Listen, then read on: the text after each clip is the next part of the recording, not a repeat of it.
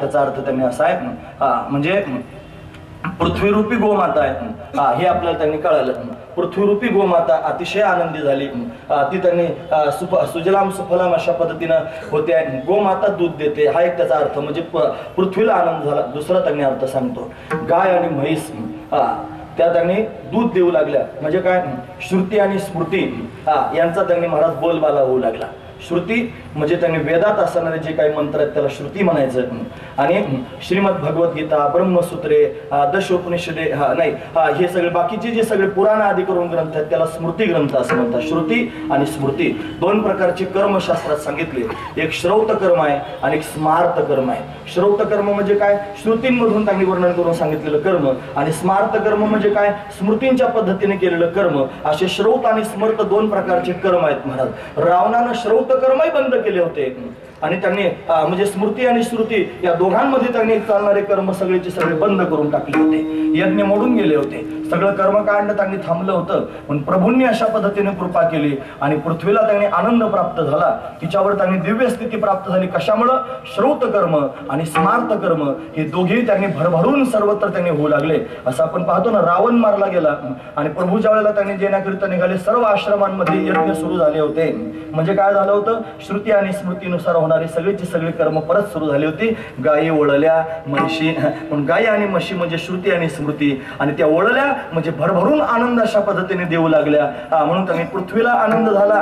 पृथ्वी त्यांनी सुजलाम सुफलाम कशामुळे झालेली आहे, ती त्यांनी महाराज या कर्मांमुळे त्यांनी झाली. सगळी कर्म सुंदर अशा पद्धतीने होऊ लागले. अशी चांगली कर्म सर्वजण त्यांनी करू लागले. आणि कर्म त्यांनी करत असताना मुखानं त्यांनी भगवंताचं नामचिंतन करू लागले. आता तुम्ही कर्म चांगली करत आहात, सर्वत्र आनंदाचं वातावरण निर्माण झालेलं आहे. काहीच उणीव राहिली नाही. राम जिथं आहे तिथं उणीव कशी असेल, सर्वांना सर्व काही देणारा राम आहे महाराज.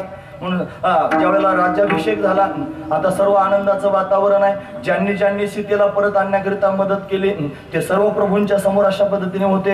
आणि आता सगळ्यांची बोलवण करायची होती. कोणीतरी तुकोबारानं म्हणलं ते रामराज्य झालं आणि तुम्हाला त्यांनी काही ऊन नाही, सगळं आनंद आहे असं तुम्ही त्यांनी म्हणतात. तुम्हाला काय माहिती, तुम्ही कलियुगात आहात. राम त्रेतायुगात त्यांनी होऊन गेला. काय संबंध आहे तुमचा एवढ्या लांबचा, कसं काय तुम्ही वर्णन करून सांगतात.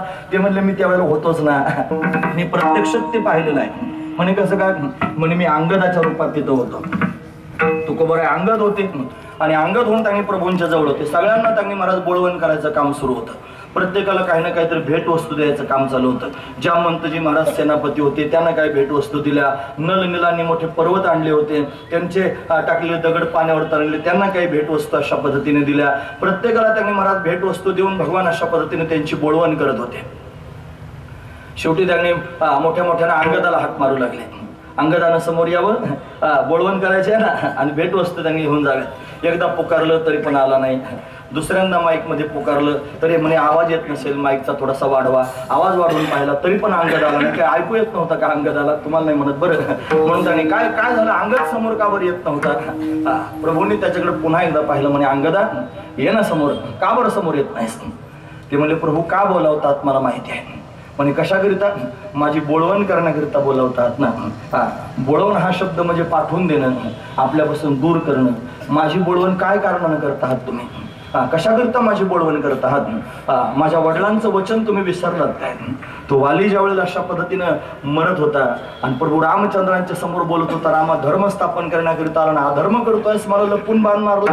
म्हणून त्यांनी त्याला समजून सांगितलं तुला का बाण मारला. प्रभूंनी वालीला त्यांनी सगळ्या गोष्टी समजून सांगितल्या. मग त्याला त्या कळाल्या आणि मरताना या वालीनं स्वतःच्या मुलाचा हात प्रभूंच्या हातात दिला आणि सांगितलं देवा आता हा अंगद आहे, माझा मुलगा आहे, याला माझ्याशिवाय दुसरं कोणी नाही हो देवा.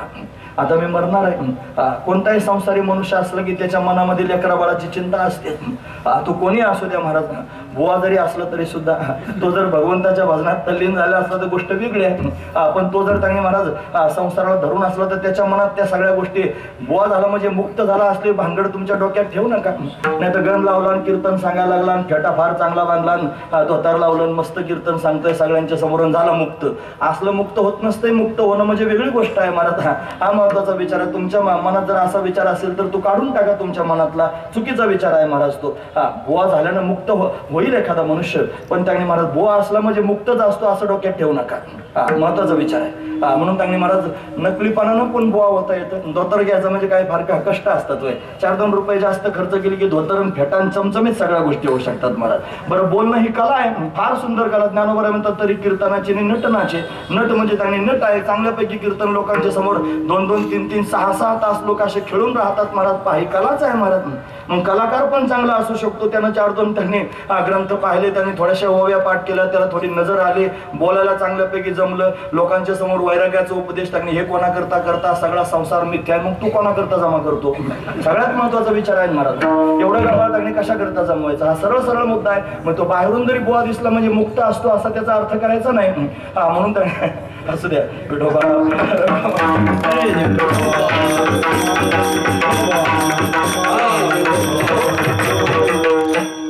अंगात त्यांनी उठत नाही महाराज.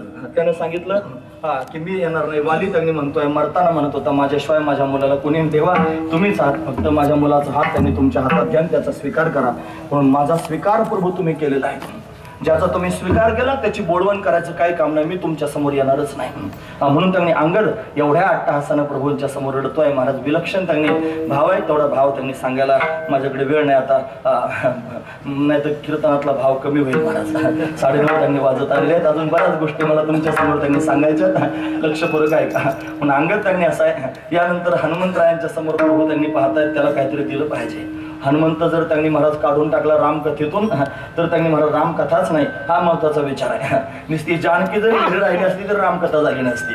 म्हणून ते सगळेचे सगळे नाटकातले पार्ट आहेत महाराज, महत्वाचा विचार आहे. वाल्मिकानं सगळेचे सगळे पात्र तयार केलेले आहेत, हे सगळे त्यांनी ठरवून आलेले आहेत. कोणी कसं वागायचंय, कोणत्या पद्धतीने वागायचंय, कसं समोर जायचंय, का ठरवलेलं आहे हे आपल्याला सांगण्याकरता ठरलं. त्यांच्या प्रत्येक क्रियेमध्ये अर्थ आहे आणि तो आपल्या त्यांनी समजून सांगितलेलं आहे. आपण तो ग्रहण केला पाहिजे, हे आपलं कर्तव्य आहे. त्यांचं कर्तव्य त्यांनी केलेलं आहे, फक्त आता आपलं कर्तव्य आपण त्याच्यातून काय घ्यायचं, आपल्या जीवनामध्ये काय उतरवायचं, हा महत्वाचा. हनुमंतरायांना म्हणले त्यांनी, हनुमंत तुला त्यांनी काहीतरी देतो म्हणे, काहीच नाही. आता याला काय द्यावं प्रभू म्हणले, काय द्यावे असे व्हावे उतराई ठेवता पाहिजे व थोडा त्यांनी याला देण्यासारखं काहीच नाही, म्हणून त्याला काहीच नाही दिलं पाहिजे. पण जानकीनं त्यांनी पाहिलं म्हणे याला एवढं मोठं काम हनुमंतानं केलं, त्यांनी एवढं शोधन केलं, अमुक केलं त्यांनी, त्याला काहीच देत नाही तुम्ही. म्हणून त्या गळ्यातली नवरत्नांची माळ काढली, हनुमंतराला देऊन टाकली. हनुमंतरायांनी ती घेतली, उड्या मारायला लागले. उड्या मारता मारता त्यांनी महाराज समोर झाड, त्या झाडावर जाऊन बसले. बरं, बसल्यानंतर एक एक त्यांनी मणी घ्यायचे, त्या माळीतला दाताखाली असे त्यांनी दाबायचे, फोडायचे. फोडल्यानंतर त्यांनी त्याचे 2 तुकडे व्हायचे, ते पाहायचे. अनमोल किमतीचं रत्न, पृथ्वीमोल किमतीचं एक रत्न होतं महाराज. असे फोडून पाहायचे आणि फेकून द्यायचे. 1 फोडलं, 2 फोडलं, अरे सीतामाई पाहायला लागली, बघा काही केलं तरी वानरच आहे म्हणले. आता याला काय करणार आहे, किती जरी श्रेष्ठ असला आणि काही जरी करायला लागलं तरी पण शेवटी वानरच आहे, त्याला रत्नांची काय किंमत करणार आहे, का फोडतोस, फार मौल्यवान आहेत ते रत्न. त्यानं सांगितलं फोडत नाही आहे. मग मी पाहत होतो याच्यात माझा राम आहे का, महत्वाची गोष्ट आहे महाराज. या रत्नांमध्ये कुठं राम मला सापडतोय का मी पाहत होतो. म्हणून एकाही रत्नात राम सापडला नाही, हे सांगण्याचं तात्पर्य आहे. या तुमच्या संपत्तीमध्ये वैभवामध्ये राम नाही, राम तर आतमध्ये बसलेला, त्याला पाहिलं पाहिजे, महत्वाची गोष्ट आहे. म्हणे कुठे आहे राम, म्हणे माझ्या हृदयात त्यांनी राम आहे, दाखव पाहू. दाखव म्हणलं की छातीच अशा पद्धतीने फाडून दाखवली. राम लखन सीता सहित हृदय बसव सुरभूप, म्हणून अशा पद्धतीने छातीच फाडलेली आहे. त्याच्यात निस्ता राम दाखवला नाही, तो सीतामाईसह लक्ष्मणासह अशा पद्धतीने त्यांनी महाराज प्रत्यक्ष राम त्याच्या हृदयामध्ये पाहायला मिळाला.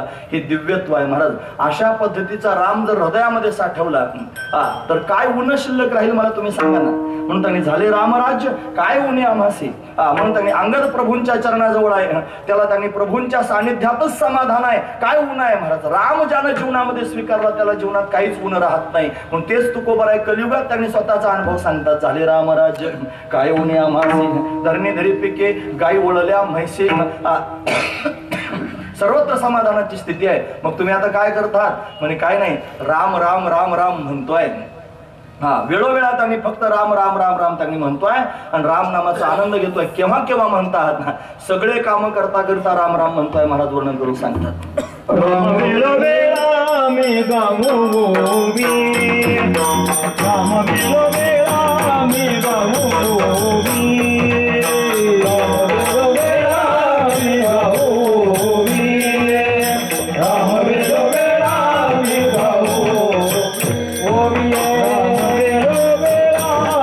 गाऊवी,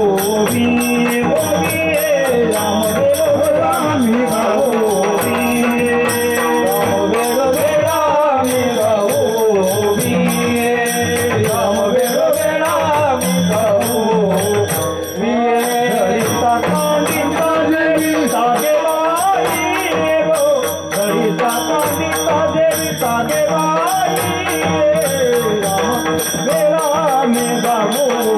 राम वेळो वेळा मी गाऊ दलिता कांडिता रीता वेळाली दलिता कांडिता देवी नावे माई राम वेळो वेळा मी गाऊ राम वेळो वेळा मी गाऊ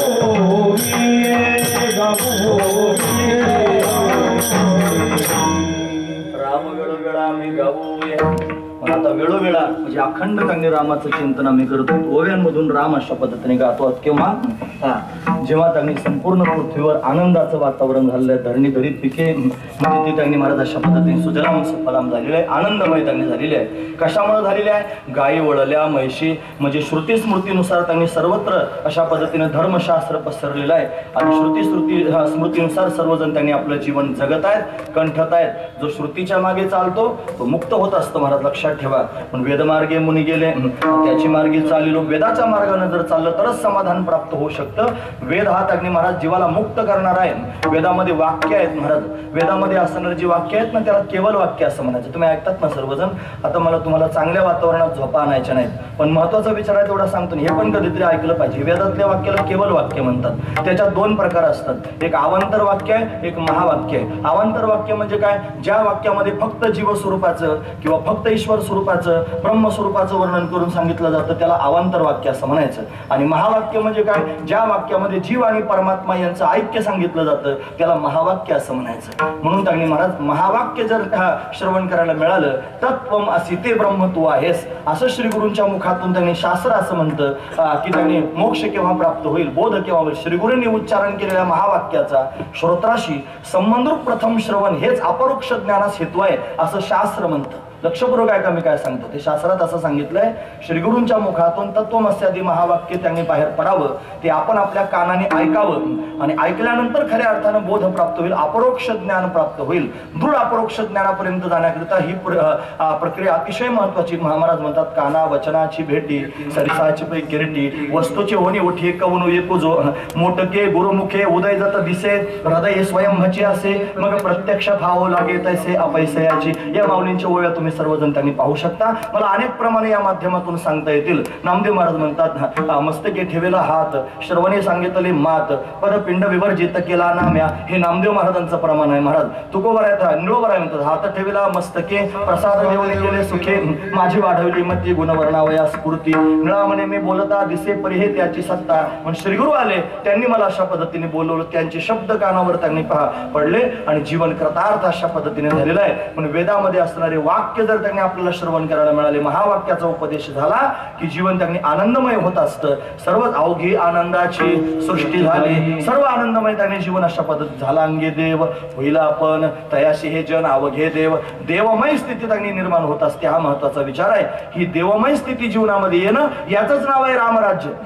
हेच खरं रामराज्य आहे. सर्वत्र परमात्मा पाहायला भेटणं हेच रामराज्याचं लक्षण आहे. महाराज हे आजी संसार सुफळ झाला की माय देखील पाय विठोबाचे हे रामराज्याचं वर्णन आहे. महाराज आजी सोनियाचा दिनू वर्षे अमृताचा गणू आजी सोनियाचा दिनू पाहिला रे हरे पाहिला रे आजी सोनियाचा दिनू वर्षे अमृताचा गणू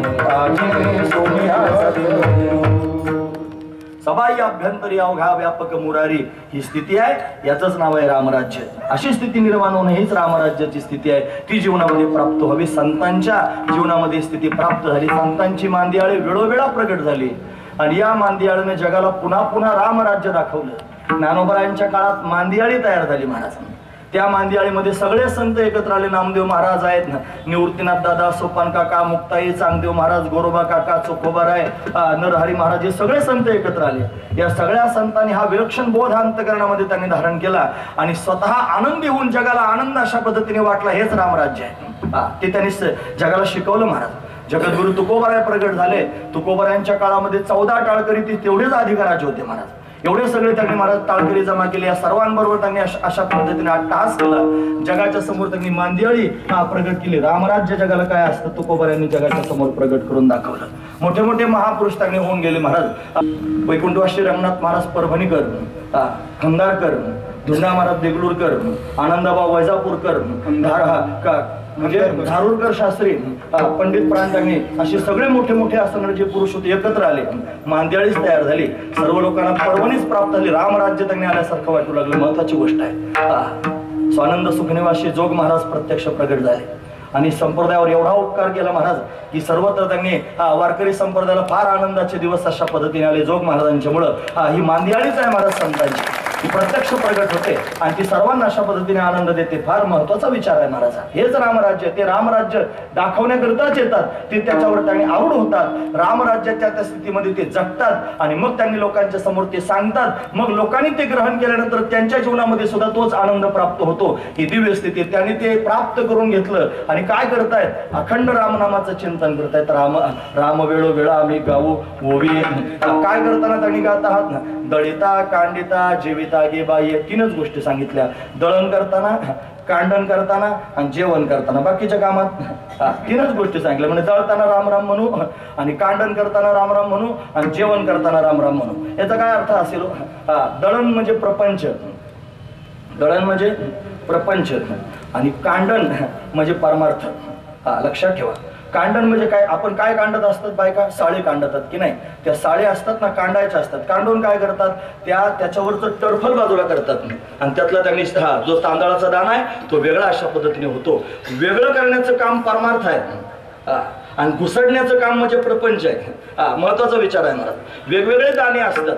जात्यावर दळायचं काम जर सुरू झालं दळण तर त्यांनी महाराज वेगळे दाणे असतात एकत्र त्यांनी वैरण घातले जाते. वैरलं जातं. वैरण म्हणजे पेंढ्यांना का डोक्यात आणू म्हणजे वैरलं जातं. म्हणजे ती आई त्यांनी पूर्वी, आता मला ते तसलं काय जात्यावरचं येत नाही म्हणता, पण असं त्यांनी ते जातं गरगर गरगर फिरवलं जात होतं. मग त्याच्यात ते धान्य टाकलं जात होतं.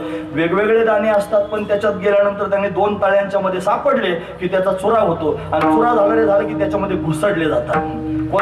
कोणतं पीठ कोणत्या दाण्याचं सांगता येईल का? नाही सांगता येणार. तसा प्रपंच असा आहे महाराज जो घुसडण्याचं काम करतो, भव नदीमध्ये बुडवण्याचं काम करतो, भव सागरात त्यांनी महाराज बुडवण्याचं काम करतो. मग एवढा एकरूप होऊन जातो जीव त्यांनी महाराज की त्याला त्याच्यातून बाहेर पडता येत नाही. दळण करणं म्हणजे प्रपंच आहे आणि कांडण करणं म्हणजे परमार्थ आहे आणि जेवण करणं म्हणजे दळिता, कांडिता आणि जीविता 2 गोष्टी सांगितल्या. जेवण करणं कुठं लावायचं? मग आता हे जेवण करण्याचं तात्पर्य असं आहे. दळण करणं म्हणजे प्रपंच, भोग म्हणजे भुक्ती, आणि कांडण करणं म्हणजे परमार्थ म्हणजे मुक्ती. भुक्ती आणि मुक्ती कशा करता आहेत महाराज? या तृप्ती करून देण्याकरिता आहेत. लक्षात घ्या मी काय सांगतो ते. भुक्ती आणि मुक्ती याच्यातून काय होत असते जीवाला? तृप्ती. तृप्त होण्याकरिता. लोक संसार कशा करता करतात? तृप्त होण्याकरिता. परमार्थ कशा करता करतात? तृप्त होण्याकरिता. प्रपंचामध्ये तृप्ती कधीच पाहायला भेटत नाही. कधीच मनुष्य प्रपंचातला तृप्त होत नाही महाराज. भोगा न भुक्ता वयमेव भुक्ता, तपो न तप्तम वयमेव तप्ता, कालो न यातो वयमेव याता, कृष्णा न जीर्णा वयमेव जीर्णा. तृप्ती कधीच नाही प्रपंचामध्ये महाराज. भोगा न भुक्ता. भोग भोगले जात नाहीत, आपण भोगले जातो. माणसं मरून गेले महाराज पण भोग तसेच आहेत. हॉटेलांमध्ये जर पाहिलं तर असे काउंटरला काचा लावलेले आहेत. त्या काचामध्ये ढीग घातलेले आहेत लाडूंचे. असे लाडू रचून ठेवले जातात. एक वरती असतो टमटमीत सगळ्यांकडे पाहतो मी आहे. गुलाबजाम पण असे थाटात मांडले जातात महाराज. ते काही असे सुंदर त्यांनी गुलाबजाम चमक असते महाराज त्याच्यावर वेगळीच. तो त्यांनी असा पाहतो गुलाबजाम आपल्याकडं. वर्षानुवर्ष पाहिलं तर ढीग तसेच आहेत महाराज. खाणारे मरून गेले. कितीतरी खाणारे मेले महाराज, सापडलेच नाहीत पुन्हा. पण ढीग मात्र तसेच आहेत. मग ते तसेच आहेत का? होती संपली की पुन्हा तयार होतात, संपली की पुन्हा तयार होतात. संसार असाच आहे महाराज. हा संसार कधी संपत नाही. संसार करणारा संपून जात असतो. लक्षात ठेवा. म्हणून त्याने भोगा न भुक्ता वयमेव भुक्ता, तपो न तप्तम. तप त्यांनी तापत नाही, तप करणारा तापत असतो. तपो न तप्तम वयमेव तप्ता, कालो न यातो. काळावर आपण विजय प्राप्त करून घेत नाही. वयमेव याता, आपण जिंकले जातो. काळ आपल्यावर विजय अशा पद्धतीने प्राप्त करून घेतो. तृष्णा न जीर्णा वयमेव जीर्णा. तृष्णा म्हणजे त्यांनी अंतःकरणामध्ये असणारी विषयाची वासना ही त्यांनी जीर्ण होत नाही. आपण जीर्ण होतो, आपण म्हातारे होतो, ती संपत नाही महाराज. कधीच तृप्ती नाही. संसारामध्ये तृप्ती नावाची गोष्ट नाही. पण परमार्थच असा आहे महाराज ज्याच्यामध्ये तृप्त झाल्याशिवाय राहायचे नाहीत. हा महत्वाचा. तृप्तीचा ढेकर जर त्यांनी कशात येत असेल? निवळ परमार्थामध्ये त्यांनी येत असतो. फक्त वेगळं व्हावं लागेल. कशापासून? या संसारापासून वेगळं व्हावं लागेल. वेगळं करावं लागेल. कशाला? आपल्या चित्ताला, संसारात अडकलेल्या चित्ताला वेगळं करावं लागेल. आपलं मन संसारात गुरफटलेलं आहे त्याला बाजूला करावं लागेल. बाजूला करण्याचं काम म्हणजे कांडण आणि त्याच्यामध्ये एकरूप होऊन जाणं याचं नाव आहे दळण. आणि दळण आणि कांडण दोन्ही गोष्टी लोक करतात, म्हणजे प्रपंच आणि परमार्थ दोन्ही गोष्टी करतात. कशाकरिता करतात? जेवण भोजन याच्याकरिता त्यांनी करतात. म्हणजे त्यांनी या सगळ्या गोष्टी कशाकरिता? तृप्त होण्याकरिता आहेत. म्हणून संसार करत असताना जरी तुम्ही त्यांनी रामनामाचं चिंतन करत असाल तरी रामनामच असं आहे जे संसारातले सगळे दुःख घालून तुम्हाला तृप्ती प्राप्त करून देऊ शकतं. संसार तृप्ती देत नाही, राम नाम तृप्त करू शकतं. मी सांगतो असं नाही, महाराजांचं प्रमाण आहे. महाराज ते म्हणतात कामामध्ये काम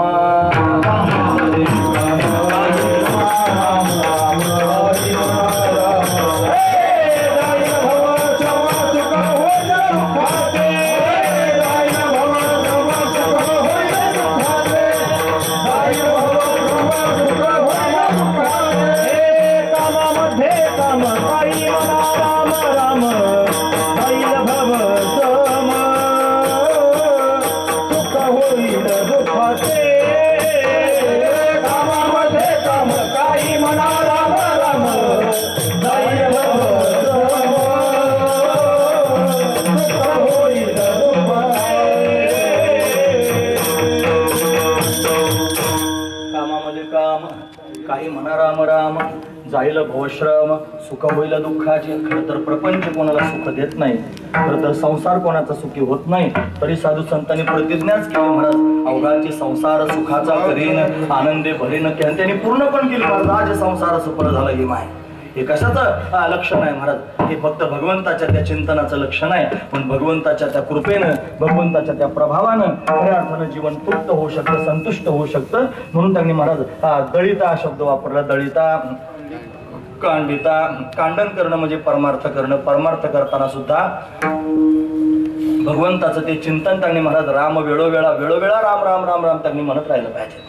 काल परवा त्यांनी एक महाराजांची क्लिप मी ऐकली व्हॉट्सअपला. ते म्हणले हे तोंडानं राम राम म्हणतात नाही ना, देव प्राप्त व्हायचं नाही म्हणतात. अरे म्हणून राम राम म्हणल्यावर देव प्राप्त व्हायचं नाही कसं काय? ते म्हणले राम राम म्हणल्यानंतर फक्त राम त्याच्यात राम नाम त्याचं काम करेल. काय काम करेल? राम नाम हे पाप घालवतं, राम नाम हे पुण्य प्राप्त करून देतं. म्हणून त्याने विस्तव आहे, विस्तवावर जाणून पाय दिला तरी पण चटका बसतो, आणि न जाणता पाय पडला तरी चटकाच बसतो. विस्तव विस्तवाचं काम करतो. तसं रामनाम त्याचं काम करणार आहे. तुम्ही त्याने अशा पद्धतीने रामनाम घेत असाल, बगलेत जर सुरा घेऊन चाललेले असले आणि तोंडाने राम राम जर म्हणत असले तर राम नाम नाही का? मन सांगू का? मुमे राम बगल में छुरा, ऐक नाही मन सगळीकडे प्रसिद्ध असणारी मन आहे. असे त्यांनी लोक पाहायला मिळत नाहीत का जगामध्ये? ते राम म्हणत नाहीत का? म्हणे राम नाम तो सब कोई लेते ठक ठाकूर और चोर, जिस नाम से ध्रुव प्रल्हाद तरे ओ नाम कुछ. वेगळं तिकडे लांब जाऊ नका कुठं, मला सांगण्याचं तात्पर्य वेगळं आहे. ओ नाम कुचावर म्हणजे काय? त्या राम नामामध्ये सुद्धा त्यांनी असणारा भाव असला पाहिजे. त्या भावयुक्त अंतकरणानं राम त्यांनी डोळ्यासमोर आणला पाहिजे. जसं आपण रामाचं चिंतन त्याला राजगादीवर बसवण्याच्या आधी थोडंसं नकशीखांत करण्याचा प्रयत्न केला, असं राम म्हणल्याबरोबर त्यांनी कोदंडपाने असणारा राम डोळ्यासमोर उभा राहिला पाहिजे. ते राम नाम भगवंताची प्राप्ती करून देईन. आणि एरवी त्यांनी म्हणलेलं जे रामनाम आहे फार तर पुण्य प्राप्त करून देईन, नाहीतर पाप तरी घालवीन. देवापर्यंत घेऊन जायचं नाही. म्हणून वेळोवेळा रामनाम त्यांनी गात राहू. म्हणजे काय करू? पुन्हा पुन्हा आठवणीत आणू, आणि आठवणीत आणून त्यांनी रामाचं सुख प्राप्त करून घेण्याकरिता, राम प्राप्त करून घेण्याकरिता राम राम त्यांनी म्हणू. राम वेळोवेळा आम्ही गाऊ. ओव्यांच्या माध्यमातून, गीतांच्या माध्यमातून राम अशा पद्धतीने गाऊ.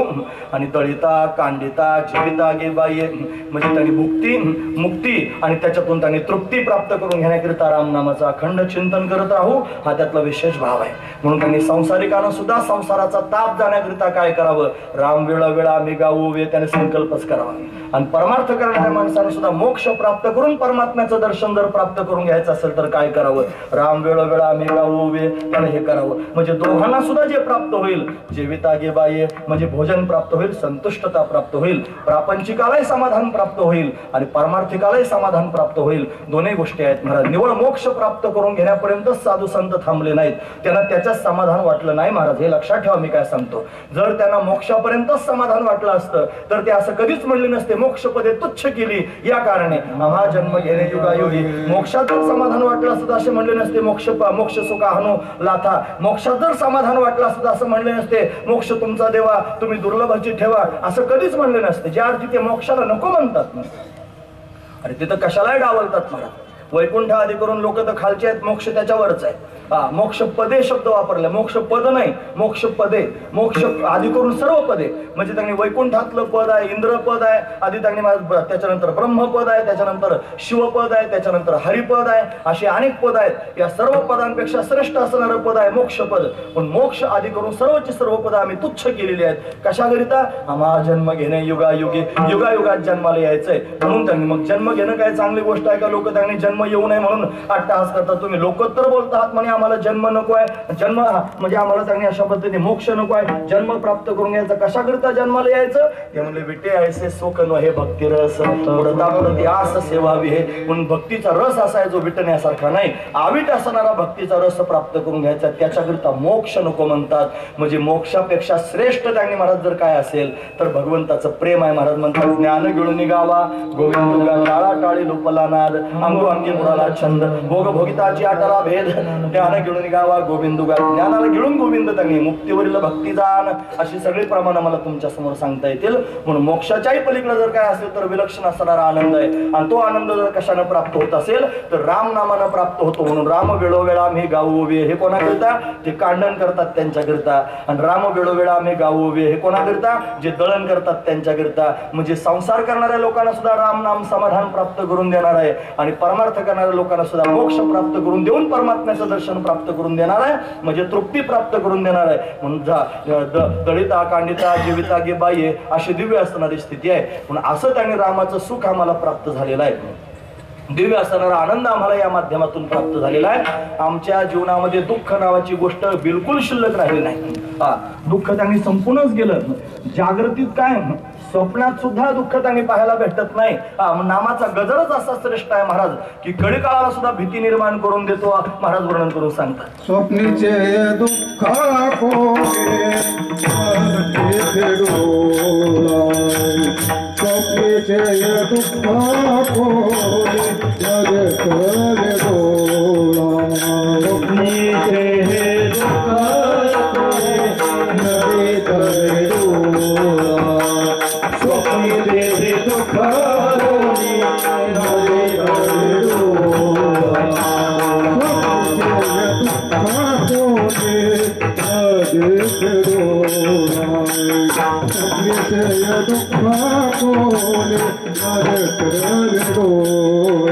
स्वप्नीचे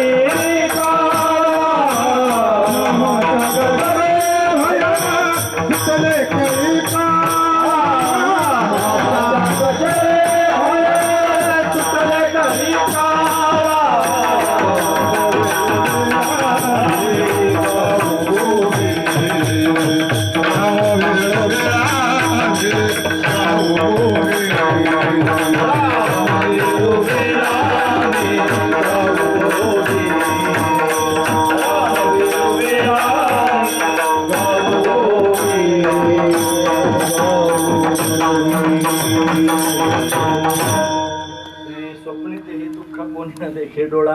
स्वप्नात सुद्धा कोणी दुःख त्यांनी पाहत नाही. हे दुःख कोणी न देखे डोळा. म्हणजे स्वप्नातलं सुद्धा त्यांनी मला दुःख कोणाला पाहायला भेटत नाही. नामाच्या गजरे भय सुटले कळी काळा. नामाचा गजर त्यांनी होऊ लागला, कळी काळाला सुद्धा भय निर्माण झालं. अशी दिव्य स्तुती त्यांनी स्थिती भगवंताच्या नामानं त्यांनी प्राप्त होत असते. स्वप्नात सुद्धा दुःख नाही म्हणजे काय हो? आपण जिथं आहोत ना, हे कीर्तन त्यांनी चालू आहे ना, हे पण स्वप्नातच आहे महाराज. हे सगळं स्वप्नच आहे. म्हणून त्यांनी वराड नव्हे स्वप्न घे माय. ज्ञानोबरायांची सगळी प्रमाणं तुम्ही पाहून घ्या. ते म्हणतात येसा ते आलिया ओळगाशा रंग नाही तरी संसार जाईल रया. कवनाचे माय बाप कवनाचे गणगोत मृग जळवत जाईल रया. विषयाचे समसुख बेगडाची बाहुली आभराची सावली जाईल रया. ज्ञानदेव म्हणे पाहता पाहिले स्वप्नीचे चेहिल्या जाईल रया. स्वप्नातलं जे आहे ते जाग झाल्यानंतर निघून जात असतं महाराज. म्हणून प्रपंच नावाची गोष्ट झालीच नाही. प्रपंच एक झाला होता हे तो वार्ता न होईल मागुता कदा कल्पांती घडेना, म्हणून त्याने न झाला प्रपंच आहे परब्रह्म अहम सोहम ब्रह्मा कळले, प्रपंच झालाच नाही महाराज. परब्रह्मच आहे, सर्व ठिकाणी परब्रह्मच आहे. मग का बरं दिसतोय? हे स्वप्न आहे महाराज फक्त. आणि या स्वप्नात त्यांनी राजा राणी झालेले आहे, स्वप्नातच सगळं दुःख आहे महाराज.